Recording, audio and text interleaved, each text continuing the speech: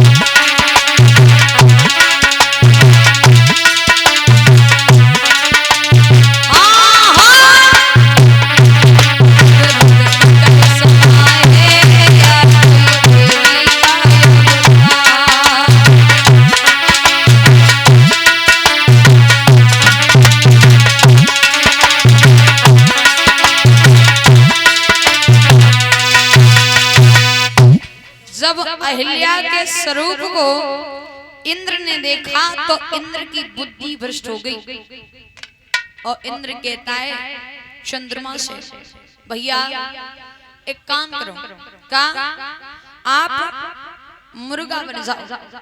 ये बात सत्य है।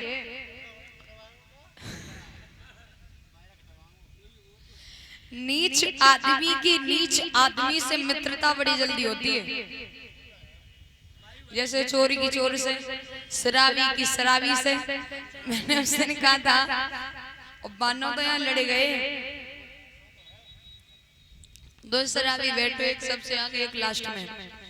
बे सूंगत सूंगत कट के पीछे लग जाए, बोले भैया आए गए, बोले आए गए, संजा की व्यवस्था कर लियो, बोले ठीक। और दादा क्योंकि ब्याह शादी हो, बारात वगैरह जाए, कितने भले आदमी ले जाइयो, जब तक दो चार पौआ वाले ना होए तब तक बारात शोभा। पहले तो वे शराब की धुन पे ही नाचेंगे और फिर चाहे तुम डीजे बंद कर दो, फिर तो वे जनरेटर की आवाज पे थिरकते हैं।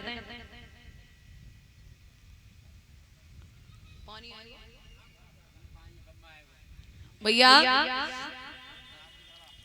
कहने लगे, हे राम, जब इंद्र की बुद्धि नष्ट हुई तो इंद्र चंद्रमा से कहता, भैया थोड़ी सी मदद करो, आपके सहायता से मेरी इच्छा पूर्ण हो जाएगी।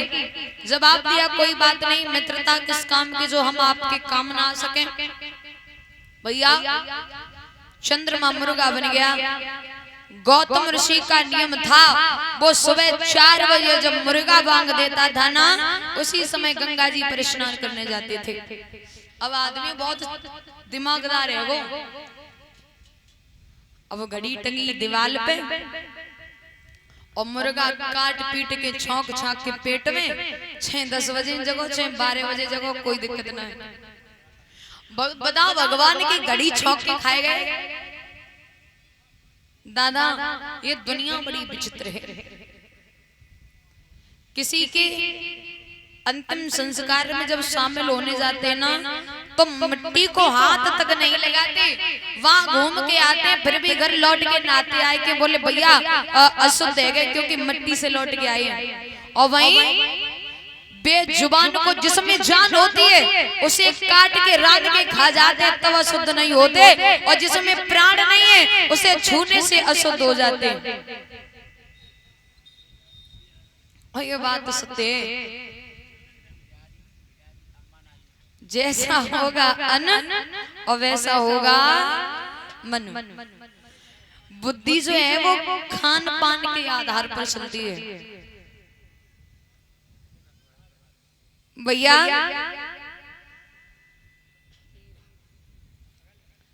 जब आप दिया चिंता न करो, चंद्रमा मुर्गा बन गया। मुर्गा बन करके जब 4 बजे बांग लगाई, गौतम ऋषि ने वस्त्र उठाए गंगा जी पर स्नान करने चले गए। और जब स्नान करने चले गए, चंद्रमा पहरेदारी पर है, इंद्र घर के अंदर घुसा है। गंगा मैया कहने लगी, अरे लाला रोज तो 4 बजे आती थी, आज रात के 1 बजे कुछ समझ में नहीं आई। कहने लगे मैया मैं तो इतने ही समय आता हूँ। कब? जवाब दिया जब मुर्गा बांग देता है तब। कहने लगे जाओ तुम्हारे घर में इंद्र घुसा है। महाराज गौतम ऋषि वहां से भागे और देखा कि द्वार पर चंद्रमा पहरेदारी कर रहा है। तो हाथ में जो भींगी धोती थी खींच के चंद्रमा में मारी, तो ध्यान से देखना आज भी चंद्रमा में दाग दिखता है। इंद्र को श्राप दिया कि हे इंद्र तेरी काम वासना कभी पूरी नहीं होगी। अहिल्या से कहने लगे कैसी नारी है जो तू अपने पति को नहीं पहचान पाई, हम तुझे श्राप दे रहे हैं, तू पत्थर की हो जाएगी। अहिल्या कहने लगी प्रभु कब तक पत्थर की रहूंगी, कोई उपाय तो बता दो। तो गौतम ऋषि कहते हैं अहिल्या तुम्हारा चरित्र भंग हुआ है, तुम्हारा चरित्र बिगड़ा है, और जब कोई चरित्रवान व्यक्ति तुम्हारे शरीर से स्पर्श करेगा तब तुम्हारा उद्धार हो जाएगा। तो कहते हैं गुरु हे राम तुमसे बड़ा चरित्रवान व्यक्ति संसार में कोई और नहीं है। तो दादा एक दिन नारी अहिल्या तारी और तव तई नाम पड़ो पगधारी। प्रभु ने अहिल्या का उद्धार किया, आगे को प्रवेश करते हैं। बोल करिया लाल की।